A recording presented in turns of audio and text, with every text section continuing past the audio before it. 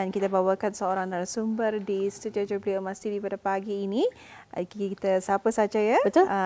Jadi kita bersama dengan Yang Mulia Wardah binti Haji Muhammad Daud selaku ahli kimia ubat. Assalamualaikum puan. Waalaikumsalam. Apa khabar? Alhamdulillah. Alhamdulillah. Agak sejuk ya pagi ini di studio. Baik, kita cukup tertarik mengenai dengan ini merupakan antara projek yang diusahakan oleh Kementerian Kesihatan melalui Jabatan ataupun bahagian Perkhidmatan Farmasi barangkali ya. Jabatan Perkhidmatan Farmasi mengenai dengan MedSafety Week 2025. Mungkin kita boleh terus saja kepada agenda kita ni puan. Boleh Boleh. Pastinya para penonton kita ni pun ingin mengetahui apa yang dimaksudkan dengan MedSafety Week 2025 ini. Mungkin dapat terus diterangkan. Silakan. Ya. Okey, MedSafety Week ini ialah kempen antarabangsa tahunan yang diselaraskan oleh Apsala Monitoring Center UMC bersama pelbagai organisasi di seluruh dunia. Jadi tujuannya adalah untuk menggalakkan orang ramai melaporkan kesan sampingan ubat dan vaksin serta meningkatkan kesedaran tentang sistem pharmacovigilance kebangsaan. Jadi mungkin penonton kita ini tidak tahu apa kepentingannya pharmacovigilance ini, jadi saya kongsikan sedikit. Okey, pharmacovigilance ini penting untuk pemantauan keselamatan ubat kerana ia melibatkan pengesanan, penilaian dan pencegahan kesan sampingan ubat inilah. Jadi ia memastikan ubat ini terus selamat digunakan dengan menilai laporan-laporan kesan sampingan ini daripada pesakit dan profesional kesihatan. Jadi di Brunei Darussalam, Pusat Kebangsaan Pemantauan Kesan Ubat Adverse ataupun lebih dikenali National Adverse Drug Reaction Monitoring Center ialah pusat kebangsaan yang bertanggungjawab terhadap aktiviti pharmacovigilance ini. Jadi pusat kebangsaan ini amat berbesar hatilah dapat turut serta dalam usaha antarabangsa inilah. Jadi berbalik tadi soalan tadi, apa istimewanya tahun ini? Jadi tahun ini istimewa kerana ia menandakan ulang tahun ke-10 MedSafety Week ini dengan penyertaan yang paling terbesar setakat ini. Jadi ia 130 organisasi daripada 117 negara dan maklumat ini dikongsi dalam 62 bahasa. Jadi ini benar-benar mencerminkanlah komitmen kita ni di peringkat global untuk memastikan ubat-ubatan dan vaksin ini lebih selamat melalui kesedaran dan pelaporan yang lebih meluaslah. Alhamdulillah. Jadi ini satu penyertaan yang agak besar juga sebetulnya ya. Puan ya, mungkin dapat kongsikan mengenai dengan kempen ini, bila ianya dijalankan lebih lanjut lagi, silakan puan. Okey, kempen MedSafety Week ini sedang berlangsung sekarang. Sebenarnya ia bermula daripada 3 hingga 9 November 2025. Jadi tahun ini menandakan 10 tahun usaha global dalam meningkatkan kesedaran tentang kepentingan melaporkan kesan sampingan ubat dan vaksin ini. Jadi tahun ini temanya ialah kita semua boleh membantu menjadikan penggunaan ubat-ubatan dan vaksin lebih selamat. Jadi ia menekankan bahawa setiap orang sama ada kita pesakit ataupun penjaga ataupun ahli farmasi ataupun profesional kesihatan, doktor, jururawat dan sebagainya mempunyai peranan penting dalam memastikan keselamatan penggunaan ubat dan vaksin ini. Jadi dengan mengenal pasti dan melaporkan kesan sampingan ini, kita semua dapat membantu menjadikan ubat-ubatan ini lebih selamat dan untuk semualah. Jadi di Brunei Darussalam, kempen ini dijalankan secara dalam talian ataupun online pada tahun inilah. Okey, jadi Auda boleh mengikuti perkongsian dan aktiviti berkaitan MedSafety Week ini di media sosial kami di Instagram @pharmacybrunei dan Facebook @Jabatan Perkhidmatan Farmasi lah. Alhamdulillah. Cukup menarik sekali ya. Jadi kita ingin mengetahui juga ni puan, sebenarnya apa tujuan utama kempen ini diadakan? Okey, tujuan utama kempen ini ialah untuk meningkatkan kesedaran tentang keselamatan ubat-ubatan dan vaksin dan menggalakkan lebih ramai orang untuk melaporkan kesan sampingan yang disyakilah. Jadi kita ni mahu pesakit dan profesional kesihatan sama-sama aktif dalam sistem pharmacovigilance ini, iaitu pemantauan berterusan terhadap keselamatan ubat. Jadi ia penting kerana menurut Pertubuhan Kesihatan Sedunia WHO, kemudaratan kepada pesakit ini merupakan punca ke-14 utama penyakit dan kematian di dunia lah. Jadi setiap tahun dianggarkan lebih daripada 40 juta kejadian adverse ini adverse berlaku kepada pesakit yang dirawat di hospital. Sebenarnya kebanyakan kejadian adverse ini boleh dicegah. Tapi namun begitu lebih daripada 90% kesan sampingan ubat yang serius ataupun teruk itu masih tidak dilaporkan lah. Jadi ia amat membimbangkan. Sebab itulah setiap laporan tidak kira sama ada ia daripada profesional kesihatan ataupun pesakit ataupun penjaga sendiri itu ia amat penting lah. Jadi setiap laporan yang diantara ini membantu kita ni memahami sebenarnya risiko dan manfaat sesuatu ubat ini dan membolehkan tindakan diambil awal jika perlulah demi melindungi pesakit dan orang awam. Alhamdulillah. Jadi sebetulnya kalau kita ni berdua juga mengamati daripada yang dikongsikan oleh Puan seperti tadi, kesan sampingan dan juga reaksi adverse ubat ini akan sama, namun pasti ada perbezaannya. Puannya mungkin dapat kongsikan lebih lanjut lagi agar penonton di luar sana pun juga ingin mengetahui apa sebetulnya perbezaan kesan sampingan dan reaksi adverse ubat. Betul. Sebenarnya kedua-dua ini ada persamaan tapi sedikit berbeza. Kesan sampingan ini ialah apa-apa kesan yang tidak dijangka daripada penggunaan ubat ataupun vaksin dan selalunya ia adalah ringan dan serta tidak membahayakan. Contohnya rasa mengantuk selepas mengambil ubat batuk. Itu kesan sampingan. Sementara itu reaksi adverse ubat merujuk kepada kesan yang lebih serius ataupun memudaratkanlah yang berlaku disebabkan ubat tersebut, bukan faktor lain. Ini contohnya lahan teruk, alergi. Alergi itu dikirakan reaksi ubat itu. Masalah pada jantung ataupun komplikasi lain yang memerlukan rawatan segera. Jadi secara ringkasnya semua reaksi adverse ini adalah kesan sampingan, tetapi tidak semua kesan sampingan ini adalah reaksi ubat, reaksi adverse yang serius lah. Itu perbezaannya. Jadi sebenarnya individu yang diberikan preskripsi ubat itu yang boleh merasa benar. Sebenarnya ada jenis-jenis ubatan tertentu ni. Kalau tapi walaupun macam itu, ada juga yang sebenarnya bereaksi alergik untuk ubat paracetamol. Ada juga kan sebenarnya. Ikutnya orang tubuh seorang-seorang itu. Tapi kenapa agaknya Puan ramai yang Indah melaporkan kesan sampingan ini? Ada pelbagai sebab sebenarnya. Ada yang tidak sedar yang reaksi yang dialami itu kesan sampingan sebenarnya. Normal kindanya. Normal kinda. Itu sebenarnya kesan sampingan ataupun side effect. Ada yang fikir ia terlalu kecil ataupun remeh untuk dilaporkan. Tidak mau melaporkan. Dan ada juga yang tidak tahu cara ataupun tempat untuk melaporlah.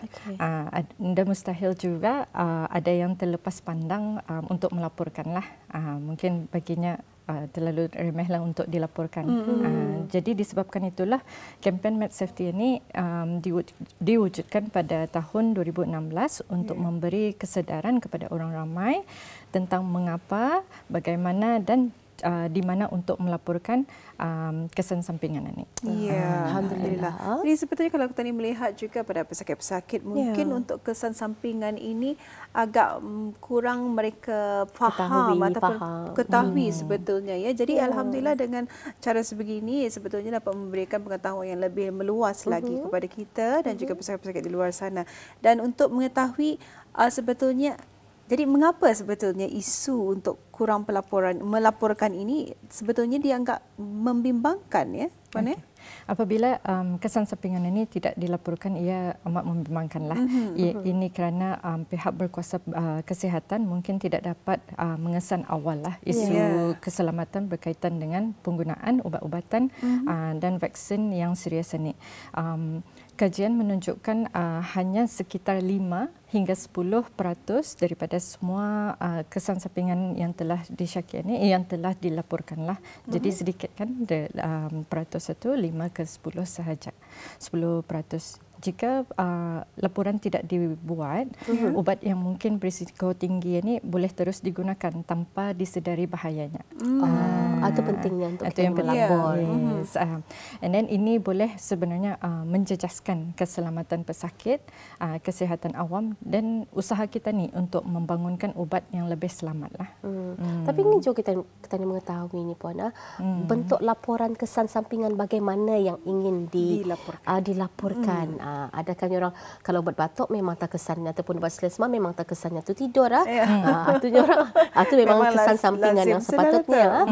Tetapi bentuk reaksi macam mana yang perlu dilaporkan? Reaksi apa saja kesan sampingan, apa saja yang ada rasa reaksi daripada ubat itu, Auda boleh melaporkanlah. Boleh. Okey. Cara-cara untuk pesakit di Brunei membuat laporan jika mengalami kesan sampingan ini, caranya amat mudah saja. Jika pesakit mengalami apa-apa saja reaksi selepas mengambil ubat ataupun vaksin ini, mereka boleh memaklumkan terus kepada doktor, jururawat ataupun ahli farmasi ataupun profesional kesihatan. Jadi laporan kesan sampingan ini akan dihantar kepada Pusat Kebangsaan Pemantauan Reaksi Ubat Adverse dan seterusnya dinilai oleh Jawatankuasa Penasihat Pharmacovigilance Brunei Darussalam lah, BDPSC. Jadi Jawatankuasa ini sekarang menentukan sama ada tindakan lanjut perlu diambil lah untuk memastikan keselamatan pesakit ini. Jadi maklumat ini diperlukan untuk bisa kita mengumpul banyak maklumat-maklumat. Jadi di sini kalau dilihat yang dilaporkan ini ada dua caranya, untuk ubat lain, untuk vaksin lain. Seperti yang ada kami paparkan sebentar tadi, bagaimana cara bisa kita melaporkan kesan sampingan itu, di mana pesakit seperti yang Puan nyatakan ataupun orang awam digalakkan untuk memaklumkan kepada ahli profesional kesihatan mereka tentang sebarang kesan sampingan yang dialami. Kami ada menyediakan di poster infografik itu, ada turut menyediakan kod QR yang boleh diimbas. Jadi kalau untuk melaporkan borang reaksi ubat, adverse ubat, ada kod QR khususnya, dan begitu juga untuk borang adverse berikutan imunisasi ataupun vaksin.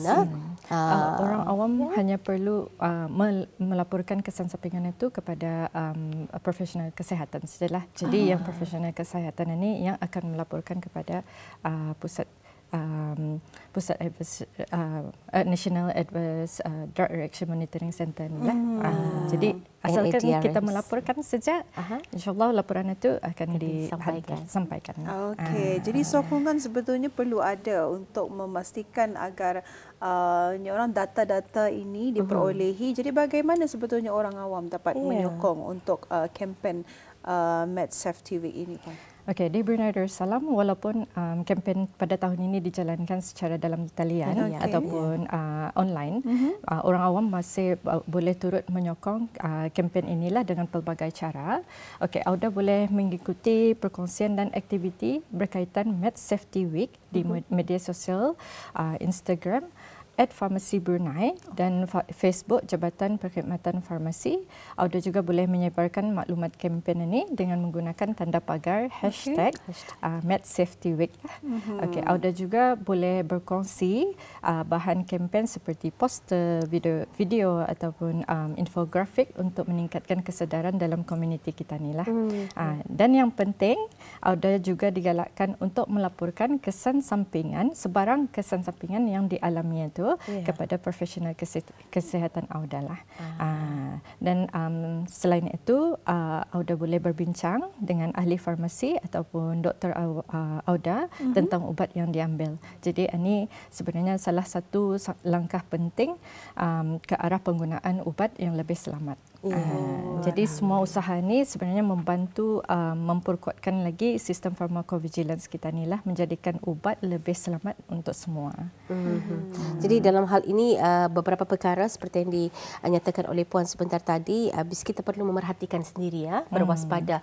Adakah bis kita setelah mengkonsumsi ubat-ubatan yang dipreskripsi daripada pakar kesihatan itu ada kesan sampingan ataupun apa tadi itu namanya reaksi adverse ubat-ubatan tersebut ataupun vaksin tersebut, bis kita perlu tahu, perhatikan, lepas satu boleh merujuk balik ke pakar kesihatan bis kita dan di sana akan ada dilakukan proses melaporkan dan seumpamanya. Baik, untuk akhirnya barangkali Puan, apa sebenarnya mesej utama yang ingin disampaikan dan perlu disampaikan kepada masyarakat Brunei kita ni, khususnya dalam sama-sama mendukung usaha Kementerian Kesihatan menganjurkan kempen Med Safety Week 2025 ini? Okey, mesejnya sebenarnya mudah saja. Keselamatan ubat ini bermula dengan kita ni sendiri, kita ni semualah. Jadi sama ada awak pesakit ataupun penjaga ataupun profesional kesihatan, semua laporan yang dibuat walaupun nampak kecil walaupun nampak remeh, sebenarnya amat bernilai lah. Jadi dengan bersama-sama melaporkan, berkongsi maklumat, jadi kita dapat membantu melindungi diri sendiri, keluarga dan masyarakat daripada kemudaratan yang sebenarnya boleh kita ni elakkan. Alhamdulillah. Jadi terima kasih juga kita ucapkan ya kepada narasumber yang kita bawakan pada pagi ini mengenai dengan kempen Med Safety Week 2025. Jadi ada satu lagi paparan skrin TV yang ingin kita kongsikan bersama dengan Auda. Kita lihat ya. Dan ingatlah setiap laporan adalah penting. Bersama-sama kita ni menjadikan ubat-ubatan dan vaksin lebih selamat. #MedSafetyWeek. Jadi Auda boleh mengikuti antara lain perkembangan dan progres terkini melalui laman media sosial Facebook dan juga Instagram Farmasi Brunei ataupun Facebook Jabatan Perkhidmatan Farmasi ataupun boleh mengunjungi laman sesawang www.moh.gov.bn. Alhamdulillah. Nampaknya sampai di sini saja wawancara kita untuk mengetahui lebih lanjut lagi kempen Med Safety Week ini. Semoga semuanya dapat dihuraikan dengan lebih orang terperinci lah. Jadi awak penonton perlu lebih difahami mengetahui dan memahami mengenai dengan Med Safety Week 2025 ini. Jadi untuk itu kita ucapkan terima kasih Puan atas masa dan juga tenaga untuk hari ini. Terima kasih. Terima kasih. Assalamualaikum. Waalaikumsalam.